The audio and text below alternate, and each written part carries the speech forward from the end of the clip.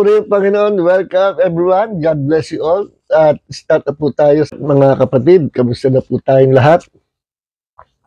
I pray na kayo ay safe, no? Salamat sa Diyos. Hindi po dumaan sa atin ang bagyo.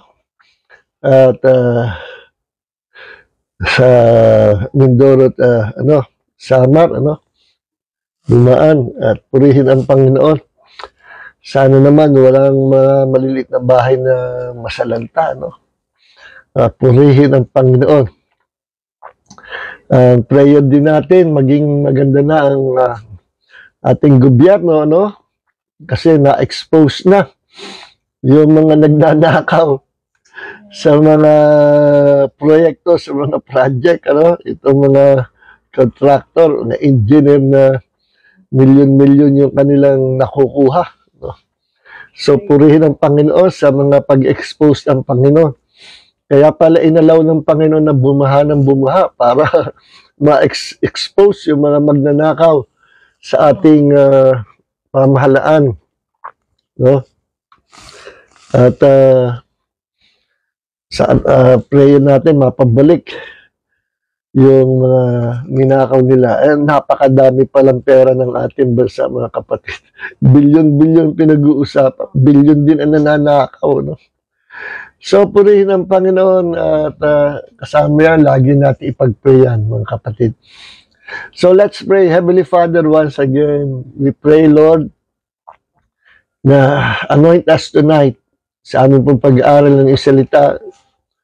Open your words, Lord, and let your words come alive and fill our hearts with the revelation knowledge coming from your word, the Bible. Anoint us tonight, Lord, with the fresh anointing of wisdom and revelation para maintindihan namin ang malalalim na bagay, ang pagtuturo sa amin sa gabi ito ng iyong banal na Espiritu. Maraming po salamat, Panginoon. And Lord, touch your people. Fill us with your Spirit. Let our hearts be filled with the revelation knowledge of your word. And those who are sick, let them be healed tonight. Sabagat sinabi mo, you sent your word and healed them. Salamat, Panginoon, sa iyong kapangyarihang pagpagaling at sa mga himala mo na amin pong palaging nakikita. Hindi ka nagbabago. You are the same yesterday, today, and forever. Right po, salamat. And all glory belongs to our Lord God the Savior, Jesus Christ. Amen. Okay.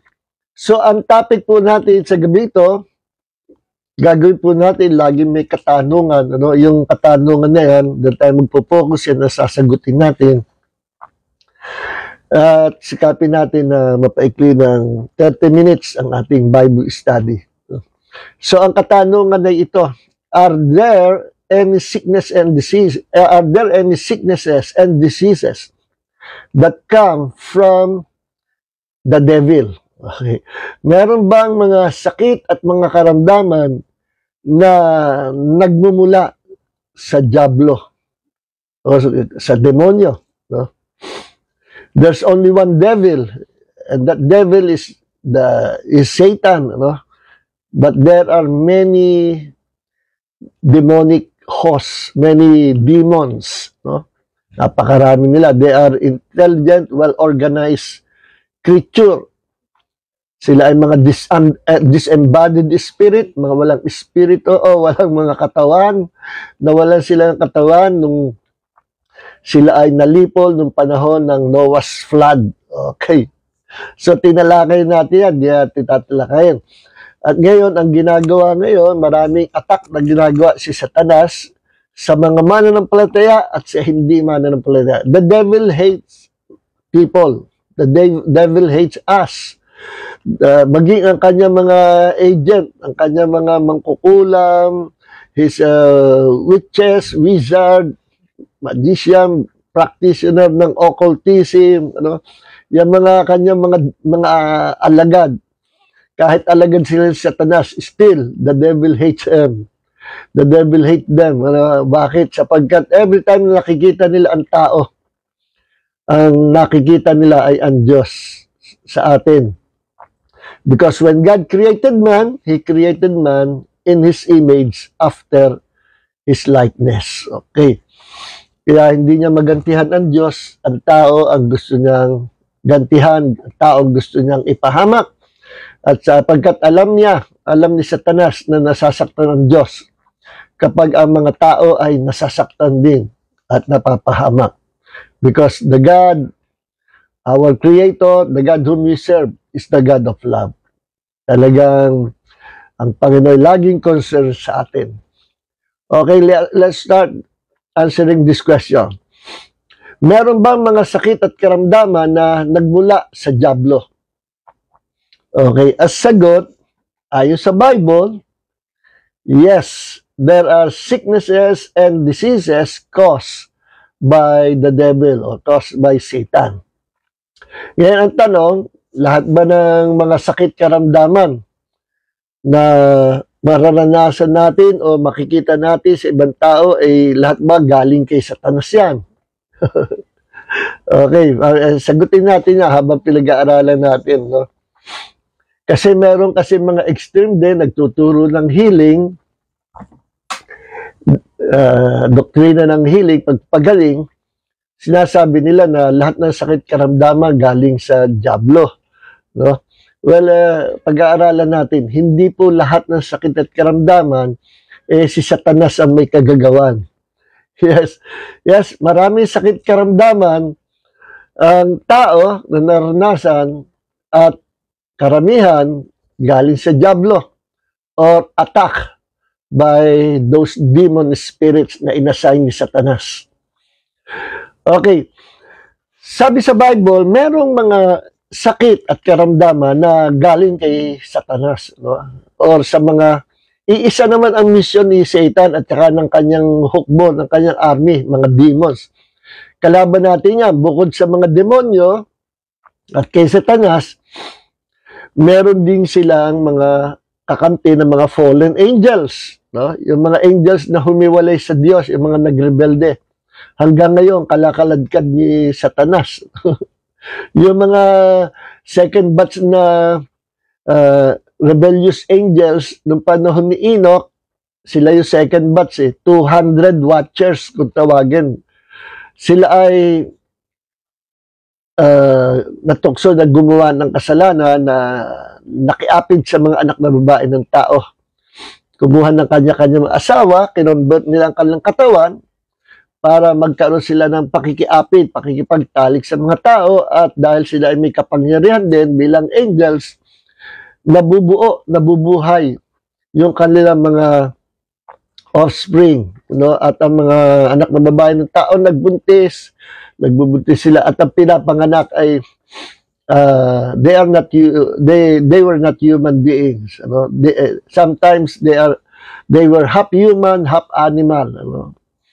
At mga yan ay mga giants. Yung mga half human, half animals, another experiment yun ng mga fallen angels, ano? Pati mga animals ay kanilang pinatulan, ni-rape, ano, kanilang nagkasala silang bestiality. Ano. Kaya sabi sa Book of Enoch, no, maganda rin reference, although hindi natin makonsider na ito ay inspired by the Holy Spirit kasi tinanggal yan ng Roman Catholic Church sa Bible nung araw. Anyways, pero hindi masamang basahin, nabasa, napakinggan ko na po. Maganda, marami po ang mga teaching doon na makikita nyo inline sa Bible. At sinasabi doon na gumawa ng experiment din itong mga fallen angels at hindi lang sila sa tao nagkasala kundi maging sa mga animals. At possible na nagkasala silang bestiality, yung kanilang ni-rape, no? Karoon sa sexual intercourse sa mga animals. Kaya ang naging anak nila, mga offspring, ay half human, half animals. Kaya yan ang mga demon spirit, mga creatures, mga monsters, mga abnormal creatures noong unang panahon, na nung nawala na sila, ito mga tao na naka-witness sa kanilang unang panahon sapagkat masyado silang bumilib at nasaksihan nila yung kapangyarihan nito mga creatures na ito, kanila sinamba at nung nawala na, ginawa pa nila ng mga rebulto images, iba-ibang gods and goddesses, no? Sila yung mga may powers nung araw, yung mga creatures na yan. No? Pero sila ay hindi sila human beings, wala sila salvation. Kaya, nung panahon ng dilubyo, Noah's flood, ay nilipol ng Diyos ang mga yan. Ano? Pero kahit nalipol sila, dumami na naman. Nung panahon naman ng mga Israelites, papasukin nila ang land of Canaan, no? Marami na naman giants doon. Hindi natin alam, silent ang Bible, kung, hindi sinabi ng Bible kung paano nga, dumami na naman ang mga giants yung time na yun. At yun ang pinalilipol ng Diyos sa mga Israelites noong panahon na yun. Okay, so much for that. So, balik tayo. Let's dive into this topic. So, ang biblical example na mayroong mga sakit karamdaman, kako binanggit patungkol sa mga mission ni Satanas sa mga demonyo, iisa ang mission nila, iisa ang plano nila. To kill, to steal, and to destroy. Ano? Yan ang sinabi ni Jesus, inireveal niya sa John chapter 10, verse 10. The devil, no? Ang diablo na parito para lang pumatay, magnakaw at pumuksa. Subalit ako'y pumarito upang magbigay ng buhay at ng kasaganaan nito. John chapter 10 verse 10. Okay, kaya hanggat makakakuha ng opportunity ang mga demonyo, yan yung mga isinusugod ni Satanas. No? Kasi iisa lang naman si Satanas pero maraming demons. No?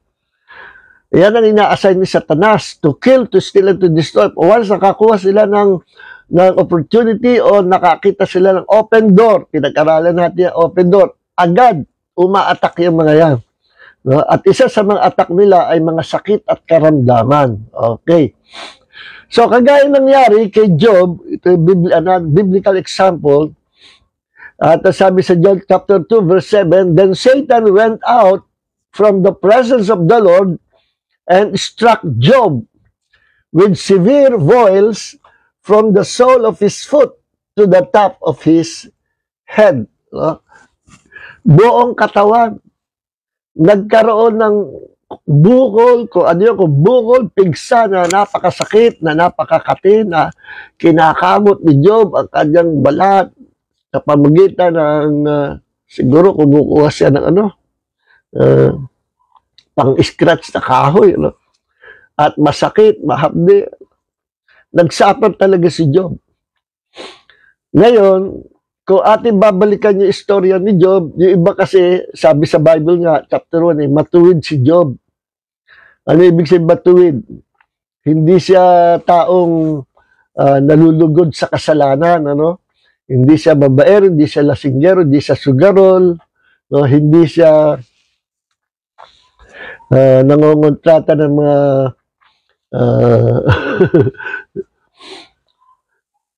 ng mga natawa ako doon sa may nag-post yung saka natin pag-usapan.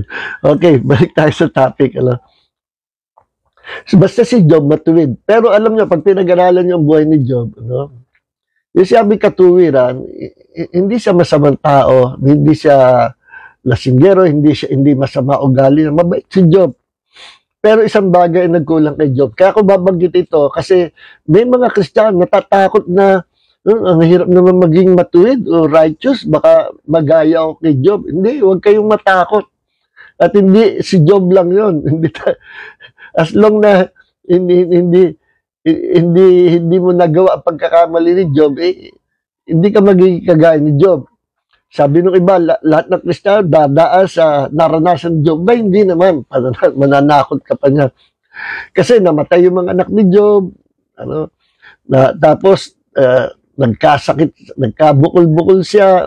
Ang hirap na inabot ni Job. At muntik na siyang mawala sa Panginoon. Pero sa bandang huli, nagsisi siya. Ang sikreto, nandoon po sa kasi sabi ni nag-usap ang Diyos at kausap Satanas, ang kagaling, ganito, na obserbahan mo ba ang aking lingkod na matuwid, si Job, no? Matuwid.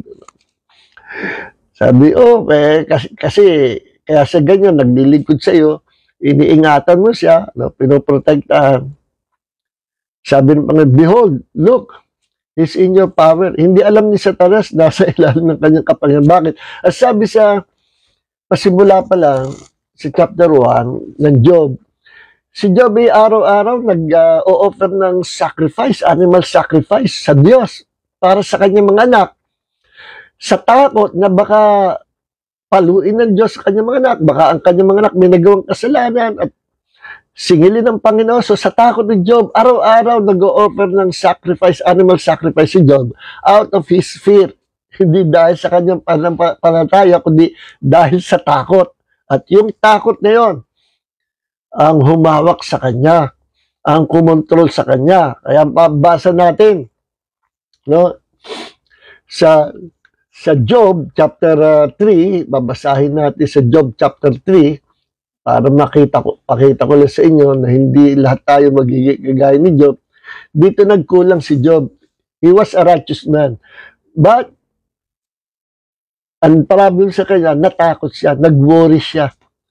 Alam nyo, si Satanas, nakakakilos lang yan, nakaka-attack yan, nagkakaroon open door ang buhay ng mga tao kung sila ay matatakot, mag-aalala, at mawawala ng pagtitiwala sa Panginoon. So, ang nangyari dito sa Job chapter 25, chapter 3, verse 25, For what I fear comes upon me, and what I dread encounters me. I am not ease, nor am I quiet. I am not at rest, but turmoil comes. Sabi sa New King James, sabi ni Job, for the thing I greatly feared. Yung bagay na kinatatakutan kong lubha, ay siyang nangyari sa akin. Kung ano yung kinaalala ko o kinatatakutan ko, ayoko mangyari, yan ang nangyari sa akin. Sabi sa verse 25, hindi ako mapalagay. I am not at ease. Wala siya kapayapaan. Nor am I quiet. I have no rest. Wala akong kapahingahan. For trouble comes. So dahil sa kanyang takot, siya nagsabi, hindi ito personal commentary ko. Yan, sa verse 25, chapter 3, Job. For the thing I greatly feared, fear will open the door to the devil. Pag nabuksan ang pintuan sa buhay nyo, makakapasok, makakapagbigay ng attack si Satanas. Kaya sarhan nyo ang inyong buhay, protect yourself, protect your faith, sa pamagitan ng huwag matatakot. Lagi yan namang, kaya sinabi ng Panginoon kay Joshua, lagi siya sabi, do not be afraid, fear not, be courageous, for I am with you. Sabi ng Panginoon. At sinabi sa Timothy, ni Apostol Pablo, God has not given us the spirit of fear. Hindi tayo binigyan ng Diyos sa espiritu ng tao. You see, fear is a spirit. So, kapag natakot tayo, nag-alala, natakot, sa umpisa, ano yun emotional feeling. Pero, open door yan to those demonic spirit. Pag nakita ng mga demonyo, nakikita nila yan. Pag nakita ng mga demonyo na ang ating emotion ay nababother, natotrouble, worries, merong fear, merong doubt, great opportunity sa kanila para makapasok sa buhay natin o sa pamilya natin to attack our families and loved ones. Kaya yung fear, kalaban yan no? Nagkaroon lang ng fear ang tao pamula nung bumagsak si Adam sa kasalanan sa Genesis chapter 3. Nung hinahanap ng Diyos, where are you, Adam? Ibig sabihin, nasa kayo, wala na kayo sa akin yan. Yung point ng Diyos, hindi dahil sa hindi sila makita. Sabi ni Adam, naramdam ko, dumarating ka. And I was afraid. Doon nagsimula yung salitang fear. I was afraid. Bakit ka natakot? May ginawa ka bang masama? Ano ginawa mo? Kinain mo ba yung pinagbabaw ko? Tinatanong ng Diyos, binibigyan ng Panginoon ng opportunity to repent. Si Adam. Pero hindi siya nag-repent. Tinuro niya, sinisi niya si Eve. Itong babae, binigyan mo sa akin, tinukso ako. Sabi naman ni Eve, eto si Satanas, tinukso ako. Nagsisihan. So, ang hinintay ng Diyos, repentance. Makakabalik sa Panginoon. Okay. So much for that. So, doon nagsimula yung fear. Fear is of the devil. Whereas faith is from God. Ang panampalataya natin, galing sa Diyos, binibigay niya sa atin. So, tayong mga anak ng Diyos must always walk by faith, not by fear. Magkabaligtad po yan. Actually, originally, walang fear sa mundo. Fear is faith perverted. No? Faith yan na nabaligtad because of the sin of Adam. Kaya kung paano ang pananampalataya may power, ganun din may power ang fear. Parehas lang sila. No? Kaya kung ano yung kinatatakutan mo, iaalaw ng Diyos na mangyari yung kinatatakutan mo kasi fear is a force. At ganun din, kung ano yung pinananampalatayanan natin, sabi sa Bible, mangyayari yung ating sinasampalatayanan. Kaya nga yung mga may sakit, isa sa favorite expression ni Jesus, ano gusto yung mangyari? Panginoon, gusto po namin, kami makakita. Karoon ng paningin. Sabi ni Jesus, mangyari ang ayon sa inyong pananampalataya. Sabi ni Jesus, naniniwala ba kayo? Nananampalataya kayo na magagawa ko ito? Yes, Lord. Mangyari ang ayon sa inyong pananampalataya. See? Be it unto you according to your faith. So kung ano yung pinaniniwalaan natin, iaalaw yan na mangyari. Iaalaw ng Diyos na mangyari. Kung ano yung pinananampalataya natin to bless us. And vice versa, ganun din. Kung ano yung kinatatakutan mo, iaalaw din ng Diyos yan na mangyari. At ganun nangyari kay Job. Kung ano yung lagi niyang iniisip, negative thought, negative thought, negative thought. Kinultivate, Inisip yung nakakatakot, yung negative thoughts na yun. Lagi niyang iniisip, patutulong na siya sa gabi, iniisip pa niya.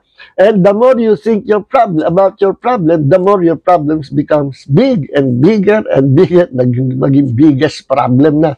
Palaki ng palaki. Don't magnify your problem. Magnify the name of the Lord.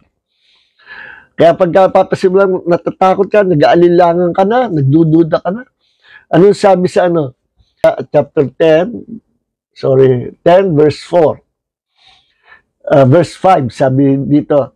2 Corinthians chapter 10 verse 5. Casting down arguments and every high thing that exalts itself against the knowledge of God. Sa King James, ang sabi, casting down every imagination that exalts itself against the knowledge of God, bringing every thought into captivity to the obedience of Christ.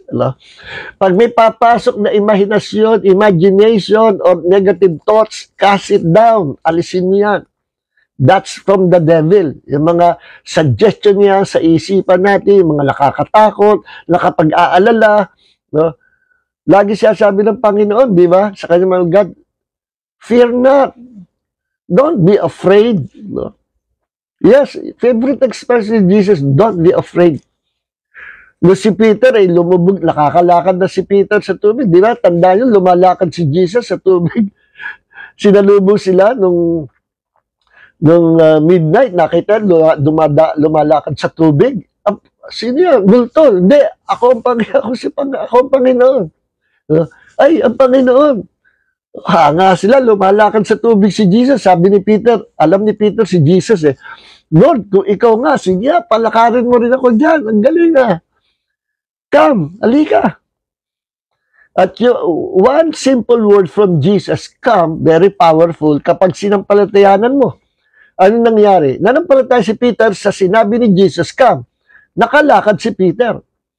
Kaso naramdaman ni Peter, tumatas yung alon, lumalakas yung hangin, na-troubled ang spirito ni Peter, natakot siya, napatingin siya sa surroundings niya, napatingin siya sa malaking alon, at Peter, ano sabi, beginning to sink.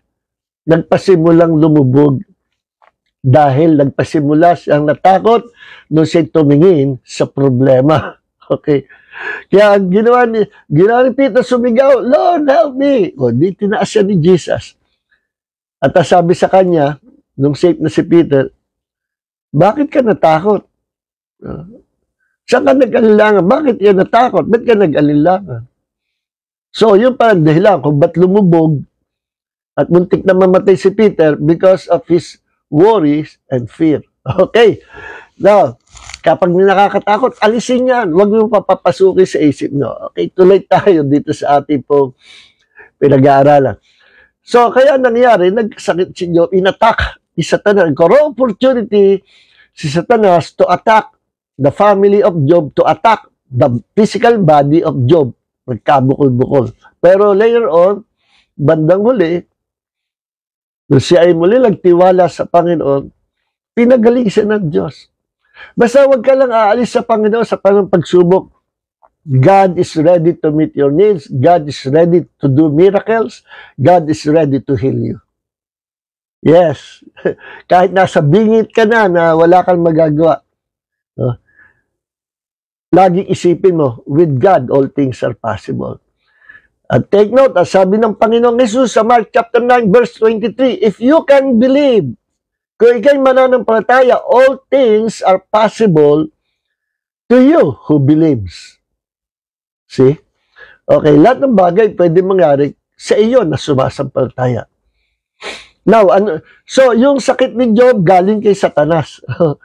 Ngayon, another example, sa Luke chapter 13, verse 11 hanggang 16, ito po ay patungkol doon sa babaeng 18 years na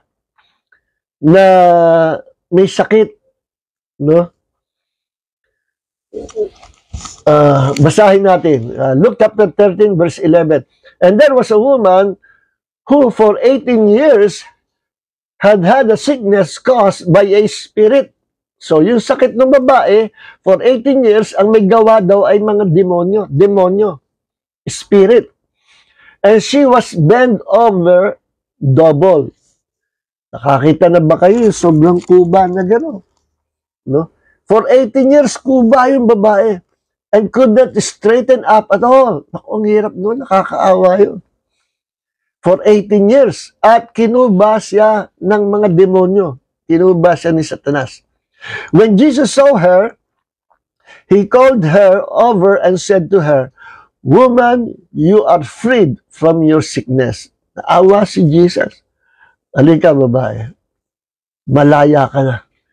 Si Jesus, mapapansin nyo, hindi siya nagpe-pray. No? Dinideclare lang niya yung gusto niya mangyari.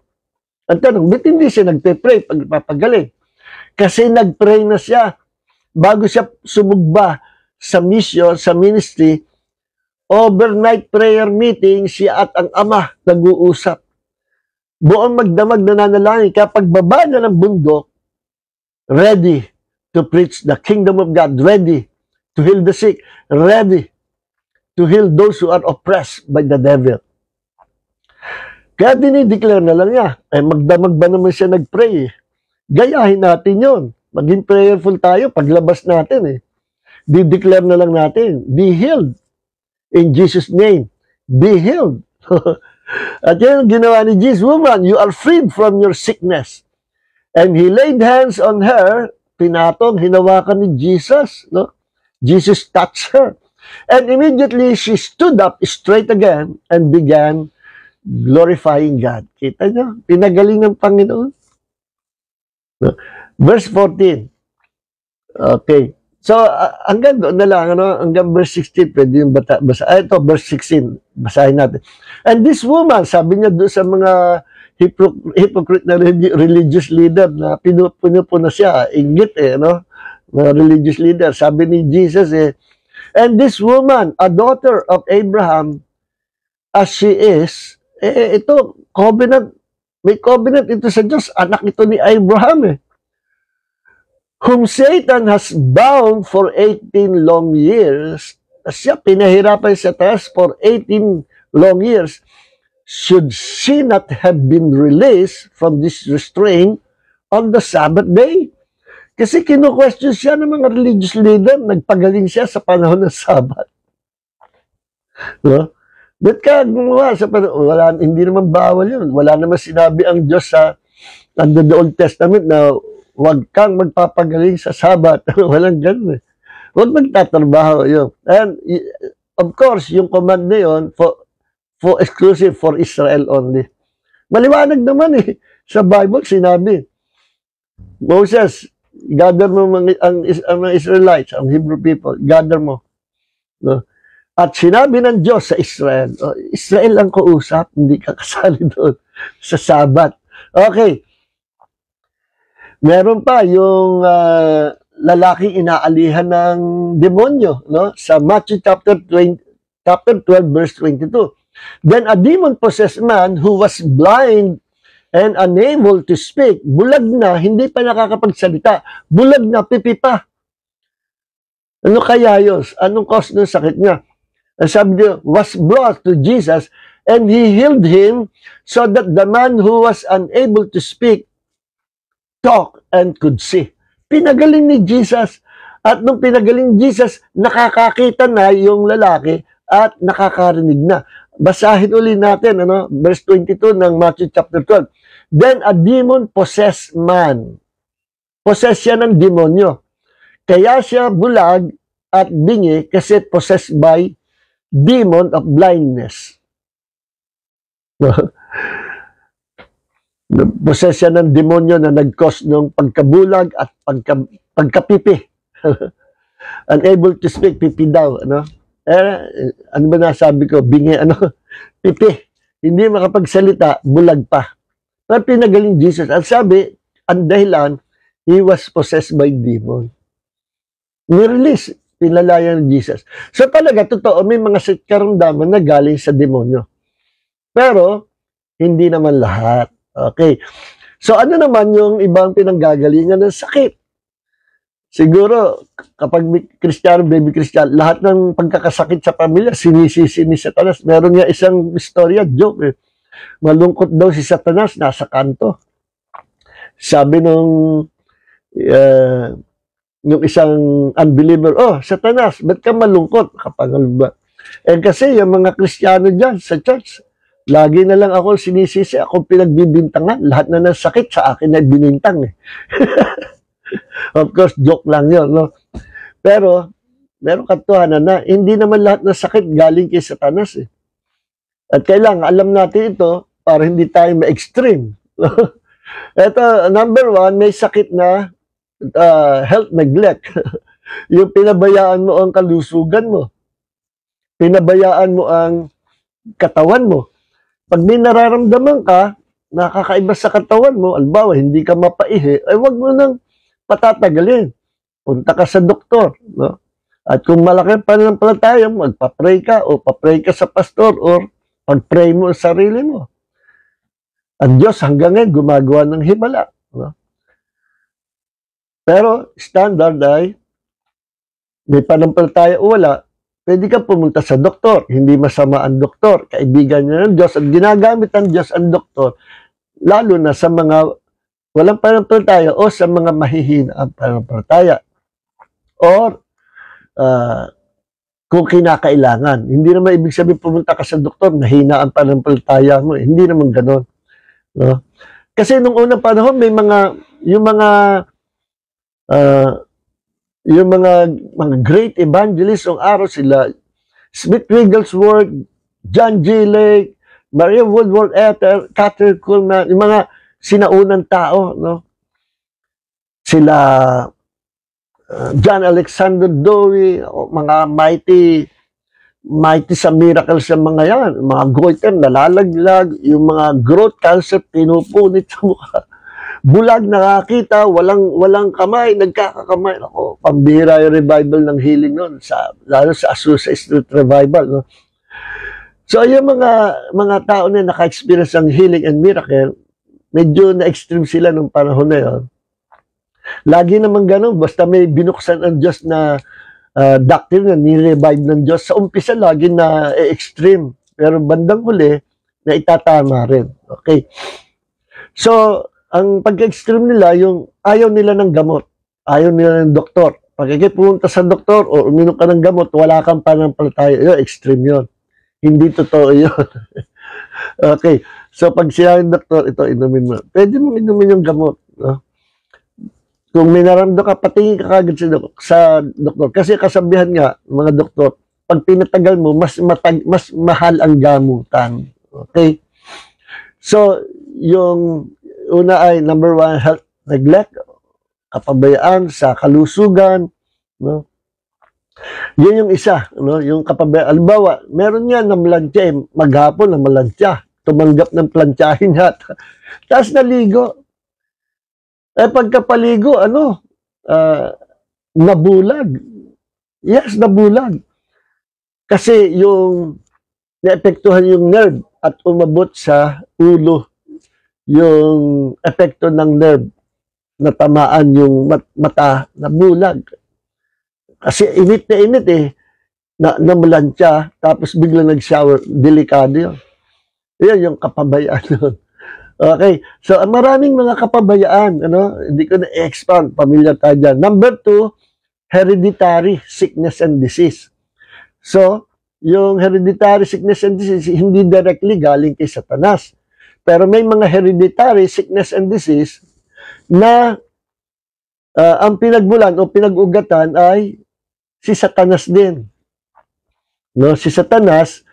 At dahil sa nagawang kasalanan ng mga unang ninuno natin. Kung tawagin yan ay generational curses.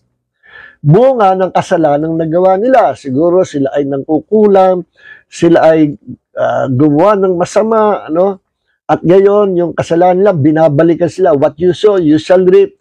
Tapos, naging curse sa kanila yon, dumalo yung curse sa apu-apuhan at hanggang sa panahon natin ngayon, nag-i-exist yung generational curse, hindi natin alam. Pero as the Holy Spirit teach us, as the Holy Spirit revealed it to us, nalalaman natin. So once na nalaman natin, it is a generational curse. Meron tayong authority, right, and power to destroy that generational curse, to cut it down, at huwag nang magpatuloy sa lahi natin. Yes, may ganyan tayong kakayahan in the name of the Lord Jesus Christ. Ituro po natin yan ng mga nakaraang panahon. So, merong hereditary na hindi naman generational curses, pero karamihan hereditary sickness and disease ay cause ng generational curses. Dumadaloy sa dugo, mula sa dugo ng ninuno natin. No? Okay. Kagaya natin, bakit tayo ay namamatay? Bakit tayo tumatanda? Nagkakasakit. But affected ang mundo. Affected din ang katawan natin. Wala naman tayong ginagawa kasalanan. Pagkapanganak sa atin ng nanay natin, wala naman tayong ginagawa kasalanan. Pero sa pagkasanggol pa lang natin, makikita natin effect. Nagkakasakit. Tumatanda ang tao hanggang sa mamatay. Anong dahilan nun? Bunga yun ng kasalanan ni Adam and Eve na ating first parents. Sila ang gumawa ng kasalanan, naging curse sa mundo yung kasalanan ginawa nila. Pati tayo nadamay. Hindi naman tayong gumawa ng kasalanan. At hindi naman parusa sa atin ng Diyos yun. Kasi ang Diyos ang nagsabi, ang kasalanan ng ama, hindi kasalanan ng anak. Kasalanan ng anak, hindi kasalanan ng ama. Kaya lang, yung effect ng curse, naepektuhan, pati yung mga anak. Hindi nga sisingilin sa atin ng Diyos yung kasalanan na ginawa ni Adam, pero yung effect ng kanilang kasalanan, dumadaloy sa generation natin. Kaya tayo ay nahagip bunga ng kasalanan ni Adam, at ang effect ng curse na yon, ng kasalanan, ay dumadaloy sa lahat ng generation. Bakit? Because all of us, lahat tayo, mga kapatid, meron tayong dugo ni Adam. Nananalaytay sa atin ang dugo ni Adam, dugong makasalanan. Dugo na napailalim sa sumpa. No? Pero, dumating si Jesus, binigyan solusyon ng Panginoon. Lahat tayo, kahit tayo mamatay, muli tayong mabubuhay. Dahil tayo ay nakay Kristo. Yan ang solusyon ng Panginoon. Temporary lang kamatayan natin. No? We will be resurrected. No? Temporary lang itong ating katawang may kabulukan, nagkakasakit. Sa next life natin, bibihisan tayo ng Diyos ng bagong katawan. Pagdating ng rapture, in a twinkling of an eye, ang ating pong katawan will be changed into glorified body. Katawan na hindi tumatanda, hindi nagkakasakit, hindi mamamatay. Katawan na, name it, maghanap kayong pinakamaganda, pinakagwapo sa Hollywood actors and actresses. Pinakagwapo tayo, pinakamaganda tayo. Sa next life, perfect ang ating itsura with a perfect body. Yan pangako ng Diyos sa atin. Hindi na tayo mamatay, hindi na tayo magkakasakit. Itong buhay natin dito, temporary lang. Okay, ang bilis ng oras. Okay. Ngayon, number 3, ano pa ang pinaggagaling ng mga sakit karamdaman? Impact of the accident. Minsan, yung pagka-aksidente, naepektuhan yung brain mo, naepektuhan yung paa mo, naipit. Hanggang ngayon, pilay ka pa. O kaya, napilipit yung katawan mo, naepektuhan yung isa sa mga internal organs mo. Yung impact ng accident. Or meron ding sakit karamdaman o sakit na hindi sa physical, bunga ng accident, nagka-trauma ka. Sakit sa isip, sakit sa emotion. Kung tawagin na emotional wound, or yung kaluluwa mo merong wound, may sugat, may traumatic experience ka, at kailangan mo ng deliverance. At every time nasasakay ka sa kotse, no, nanginginig ka sa takot, pinamamawisan ka, that is trauma. You need deliverance. In the name of Jesus, kaya kang palayain, Panginoon. See? So yun, sakit yun sa emotion, sakit yun sa isip. Pag sinabi yung sakit sa isip, hindi ibig sabihin nababaliw. Kundi attack yun sa ating mind. Kung baga tawagin yan ay memory of the past. Memory of the past. Yun ang pinapagaling ng Panginoon at yung iyong emotional wound. So may mga sakit na impact of the accident. Ano? So marami pa. Hindi ko na-expand. Wala na po tayo oras. Number 4. Effects of the wrong medication. Ano ba, minsan iba ang chemistry ng ibang tao. Kagaya ko, iba ang chemistry ng katawan ko. No? Binigyan ako ng doktor ko, ng urologist ko, ng medicine. No? Yung medicine na yon, ang impact sa chemistry ng katawan ko, muntik na akong malumpo. Nagkaroon ako ng neuropathy sa loob ng 3 buwan, hindi ako makalakad ng diretso, lagi ako may tungkod. Madalas ako natutumba. Pag ako'y magpipris na pag Sunday, sabi nga ng mga kasama ko Pastor, magpahinga ka na lang. Understandable, naintindihan po na yung kalagayan mo, para hindi ka mahirap. No, ako. May sakit o wala sakit, I will preach the word of God. Walang nakakapigil sapagkat sa oras na ako'y tumigil sa pangangaral ng salita ng Diyos, ito na ang buhay ko. Sa oras na ako'y tumigil sa pangangaral ng salita ng Diyos, tapos na ako. I will die. Yes. Para si Aaron, tapos na yung term niya. Moses, punta kay ni Aaron. Saan, Lord? Sa bundok ng, sa bundok, Hor. Pagdating doon, isama ni Aaron ang kanyang anak. At pagdating sa itaas ng bundok, hubarin mo yung kanyang priestly garment. Isuot mo sa kanyang anak. Pagdating sa bundok, hinubad ng priestly garment, meaning tapos na ang iyong assignment, tapos na ang iyong calling, ang anointing mo, ilipat mo na sa anak mo. The moment na inalis ni Aaron ang kanyang priestly garment para bigay sa anak, immediately, bang, namatay na si Aaron. Pagtapos na ang ating assignment, tapos na ang ating mission, ang ating calling, kukunin tayo ng Panginoon. So, kaya habang tayo ay umaandar, tayo ay gumaganap sa tungkulin natin, ginagampanan natin kung ano yung calling natin sa Panginoon. Stick ka dyan, huwag ka mag-iiba ng calling. Baka mamatay ka. Yes, maraming namatay sa pag-iiba ng calling. Your anointing will follow your calling. Kaya kung evangelist ka, be an evangelist. Kung pastor ka, be a good pastor. And your anointing as a pastor, susunod sa'yo. So, yung iba gusto maging propeta. Hindi ka propeta. You're a pastor. Pinili maging propeta. Nagkaloko-loko yung kanyang prophecy. No? Pati doctrine niya, nagka-extreme. Bakit? Wala nang guidance from the Holy Spirit. Wala nang anointing siya. Bakit? Anointing only follows your calling. Kaya pag nag-iba ka ng calling, mawala na yung anointing mo. Okay.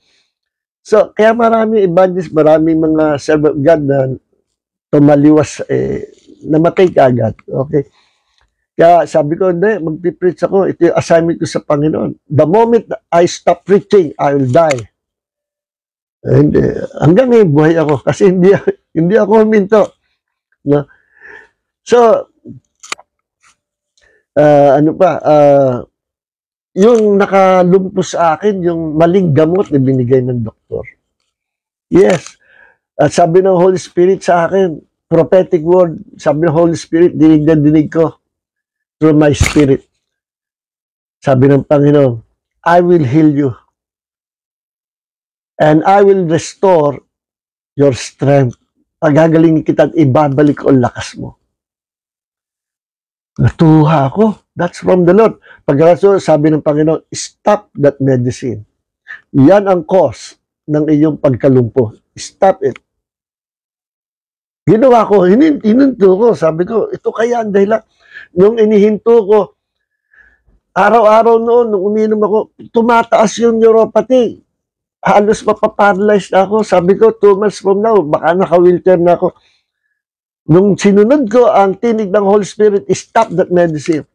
In-stop ko for 1 week, every day, umuurong yung kapal, yung neuropathy, yung, ang tawag dito, yung kapal ng pakiramdam ko, yung kapal ng pakiramdam ko, wala akong masyado senses, umusod hanggang sa matanggal.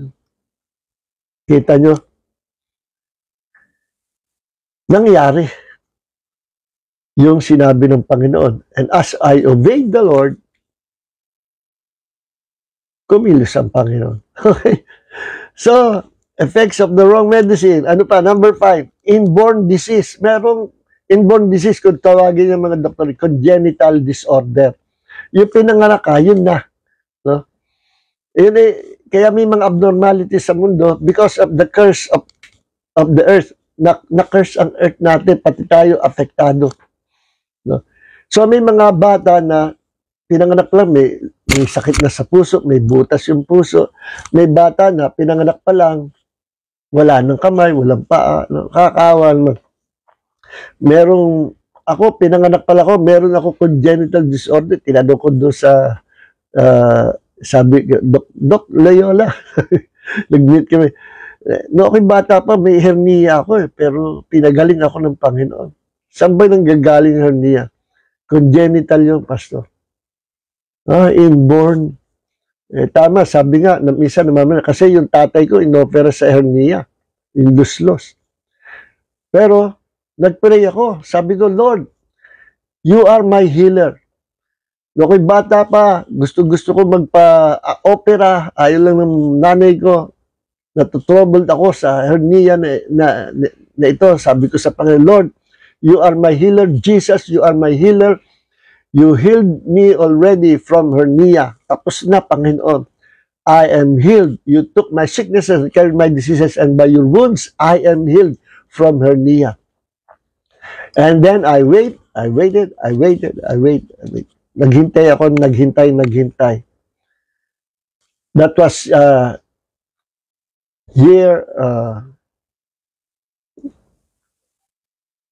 kailan ko ba pinag-pray?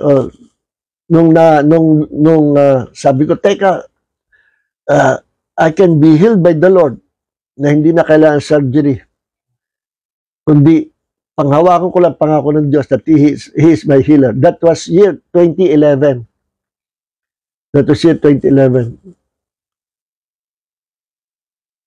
Hindi, yung 2011 pala akong gumaling.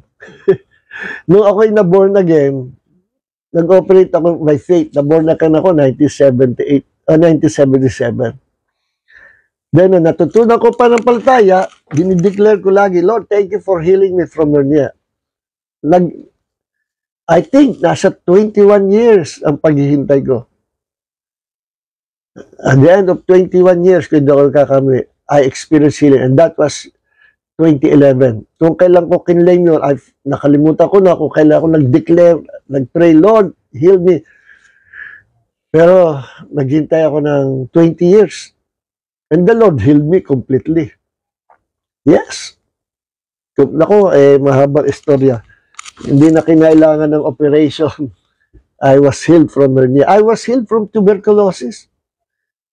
Pinanghawakan ko yung pangako ng Panginoon. So, inborn disease man yan, sickness, inborn sickness or congenital disorder, God can still heal you. God can still do miracle. Don't limit God. Amen. Ano pa? Number 6, pinakakatapusan, door open to the devil. No? Pagka minsan may mga open doors, opportunity yun para makapaglagay sila ng sakit karamdaman. O kaya ikaw ay nandoon sa lugar na may curse yung lugar na yon. Open target ka doon, umalis ka sa lugar na yun. O kaya yung bahay ay may curse, umalis ka sa bahay na may curse. Madadamay ka dyan. No? Kaya lahat ng tumitira dyan, nagkakasakit, namamatay kasi may spirit of death dyan. O umalis ka dyan or i-delivered mo, house deliverance. No? May mga places na under the control of demon spirits na hindi pa na-delivered.